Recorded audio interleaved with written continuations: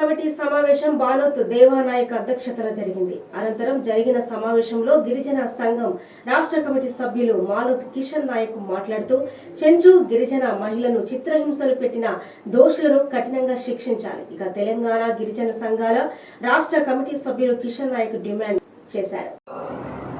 తెలంగాణ రాష్ట్రంలో గిరిజనులపై అనేక దాడులు జరుగుతూ ఉన్నాయి. అయినా ఈ చట్టాలు గుండోలకు చుట్టాలుగా అయినాయి.